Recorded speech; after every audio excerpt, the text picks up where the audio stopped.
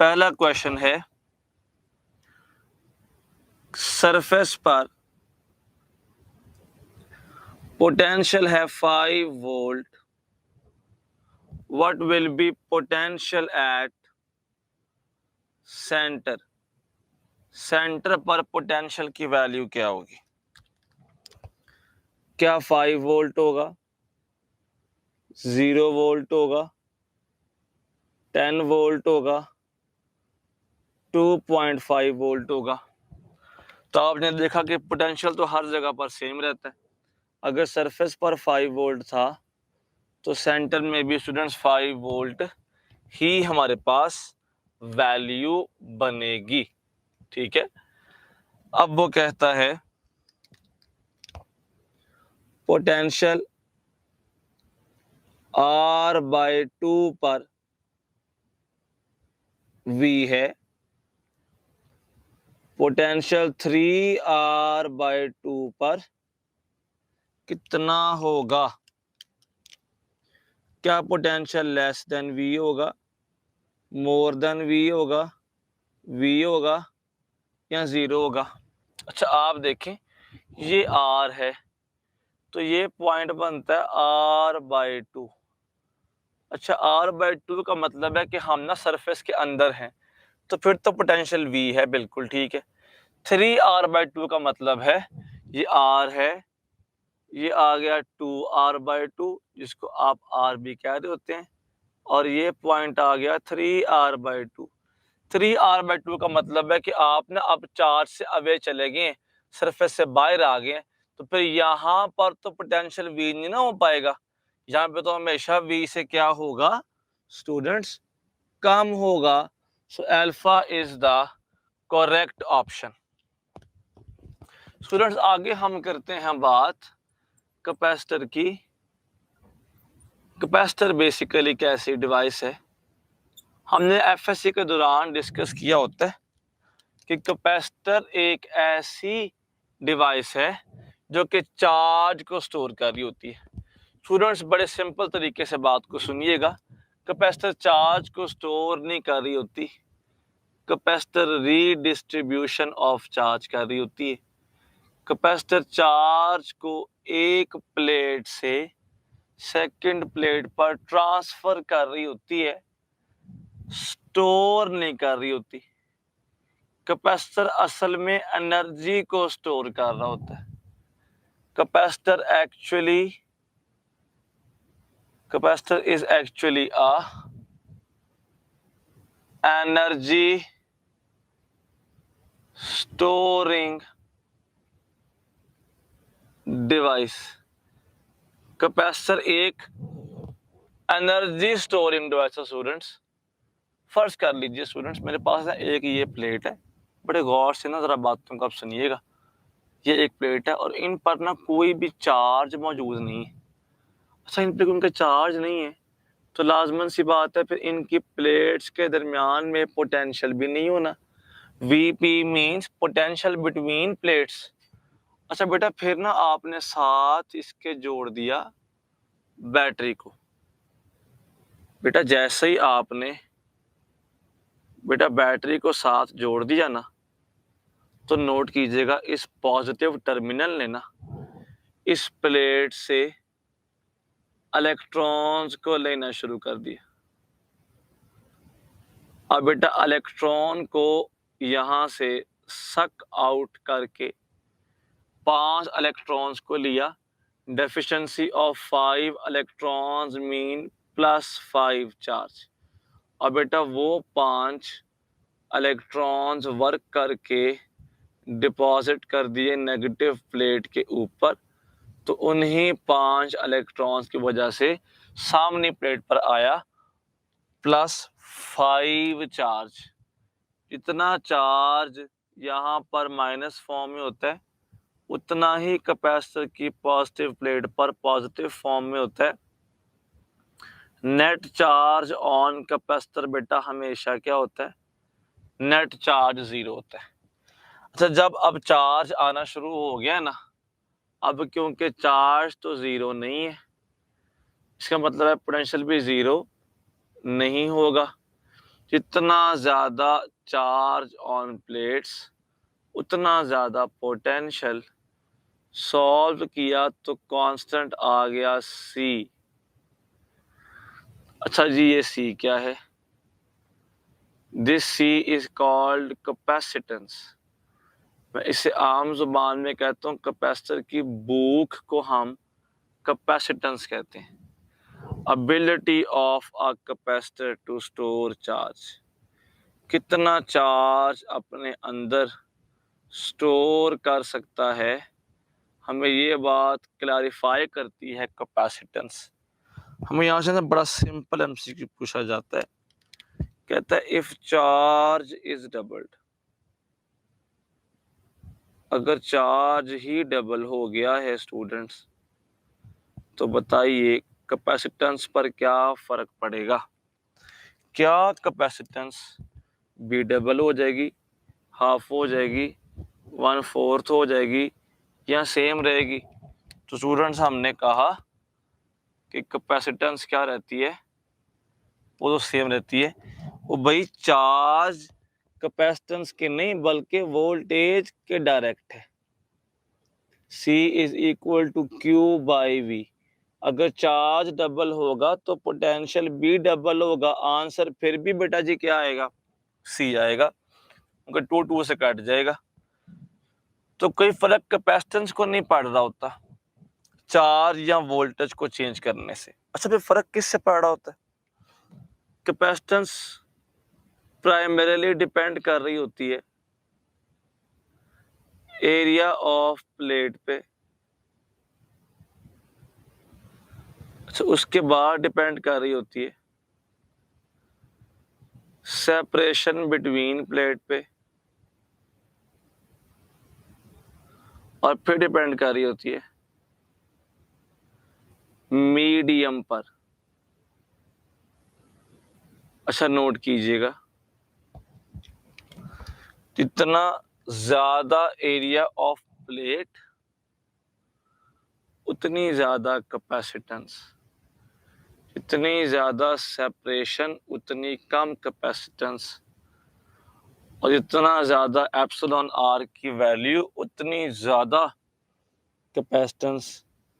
Vacuum की form में तो आता है A/0/D, लेकिन मीडियम की फॉर्म में आता है A/0/R/D। तो देखें A/0/D तो C वैक्यूम था, एप्सिलॉन R मल्टीप्लाई कर गया C वैक्यूम से। हमें ये बात पता है हर मीडियम की वैल्यू तो 1 से ज़्यादा होती है, तो फिर इसका मतलब है कि मीडियम के ऐड करने के बाद कैपेसिटेंस भी पहले से क्या हो जाएगी स्टूडेंट्स? ज़्यादा हो जाएगी। तो यहाँ पर ना बड़ी बड़ी कॉमन सी बात है, मेरे पास ये है बेटा जी कैपेसिटर, और मैंने ना इसको एक बैटरी की मदद से फुल चार्ज किया। बेटा मैंने बैटरी की मदद से बेटा जी कर दिया फुल चार्ज, पॉजिटिव और नेगेटिव। अच्छा बेटा, फुल चार्ज करने के बाद भी ना मैंने बैटरी को रिमूव नहीं किया, बैटरी इज स्टिल कनेक्टेड, और मैंने इसी हालत में बेटा जी सेंटर में इंसर्ट कर दिया medium. While battery is still connected, centre में कौन आ गया? मीडियम आ गया। बेटा जी मीडियम के ना एटम्स हो जाएंगे डिस्प्लेस अपनी मीन पोजीशन से, और बेटा जी वो शेप इख्तियार कर लेंगे डाइपोल की, negative positive negative positive negative positive. बेटा एक इलेक्ट्रिक फील्ड वो है जो प्लेट्स की है, और बेटा एक इलेक्ट्रिक फील्ड वो है जो पॉजिटिव से नेगेटिव किसकी जा रही है? मीडियम की, क्योंकि मीडियम की फील्ड प्लेट्स की फील्ड को अपोज कर रही है, तो फौरी प्लेट्स की इलेक्ट्रिक फील्ड कम होती है, और हम जानते हैं कि E equals delta V by delta R होता है। भाई मीडियम प्लेस करने से सेपरेशन को फर्क तो नहीं पड़ा, अगर इंटेंसिटी कम हुई है तो साथ कौन कम होगा, डेल्टा वी। चार्जिंग तब होती है जब बैटरी से फ्लो करने वाले चार्ज का पोटेंशियल कैपेसिटर की प्लेट्स के पोटेंशियल के इक्वल आ जाता है। Potential is same, charging will stop. अब मीडियम प्लेस करने से क्योंकि पोटेंशियल फिर से कम हो गया, डिफरेंस आ गया फिर से, तो प्लेट्स दोबारा चार्ज को फ्लो करना शुरू करवा देंगी।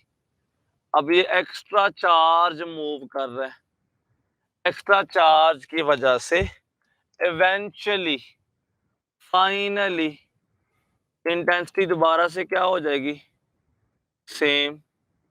पोटेंशियल दोबारा से क्या हो जाएगा, सेम। लेकिन चार्ज पहले से क्या ड्रॉप कर गया, ज्यादा। Students, Q is equal to CV में अगर पोटेंशियल सेम हो, अगर सेम हो तो फिर Q डायरेक्ट ऑफ C होता है। तो Q के बढ़ने से कैपेसिटेंस B बेटा जी इंक्रीज कर रही होती है, अलबत्ता पोटेंशियल चेंज नहीं होता। अच्छा, अब ना ऐसे ही आपने बेटा एक कैपेसिटर को पकड़ा और उस कैपेसिटर को मुकम्मल तौर पे चार्ज कर देने के बाद बेटा आपने बैटरी कर दी remove. Now battery is removed. बेटा बैटरी रिमूव करने के बाद आपने ऐड कर लिया है मीडियम। बेटा जी एक तो फील्ड लाइन आ गई पॉजिटिव से नेगेटिव, जो किन की होगी, प्लेट्स की होगी। बेटा एक फील्ड लाइन आ गई है नेगेटिव से पॉजिटिव, जो किसकी होगी, जो असल में होगी मीडियम की, जिसकी वजह से नेट इंटेंसिटी बेटा जी क्या हो जाएगी, कम, और उसी से पोटेंशियल डिफरेंस बेटा जी क्या हो जाएगा, पहले से कम। अच्छा, बड़ी सिंपल सी बात सुनिएगा, इंटेंसिटी भी कम हो गई, पोटेंशियल डिफरेंस भी कम हो गया। अब इसको पूरा करने के साथ बैटरी तो नहीं है। अगर बैटरी नहीं है इसका मतलब है कि बैटरी फर्दर चार्ज को नहीं भेज सकती, तो फिर चार्ज क्या रहेगा, कांस्टेंट। अगर बेटा जी चार्ज कांस्टेंट रहता तो फिर C इनवर्स ऑफ V हो जाता, और पोटेंशियल तो कम हुआ है, तो पोटेंशियल कम होने से कैपेसिटेंस फिर भी क्या हो जाएगी बेटा, ज्यादा। तो मीडियम को चाहे आप विद बैटरी अटैच करें या विदाउट बैटरी, कैपेसिटेंस तो पहले से ज्यादा ही होनी है। बेटा दो क्वेश्चंस करेंगे हम यहाँ पर, जैसे कि कहता है कि कैपेसिटर के साथ बैटरी स्टिल अटैच है 4 वोल्ट की, मीडियम को इंसर्ट कर दिया, medium is inserted while battery is attached, तो अब पोटेंशियल बिटवीन प्लेट्स क्या हो जाएगा, क्या 4 रहेगा, क्या लेस देन 4 वोल्ट हो जाएगा, क्या मोर देन 4 वोल्ट हो जाएगा, कि 0 रहेगा। बेटा when battery is still attached तो फिर कैपेसिटर क्या होता है बेटा जी, हमेशा एक ही वोल्टेज मेंटेन करता है जो बैटरी का होता है। बेटा फिर वोल्टेज में कोई चेंज नहीं आता। ऐसे कहता है जब कैपेसिटर वैक्यूम के साथ था तो 70 माइक्रोकूलम्ब चार्ज था प्लेट्स पर। जैसे ही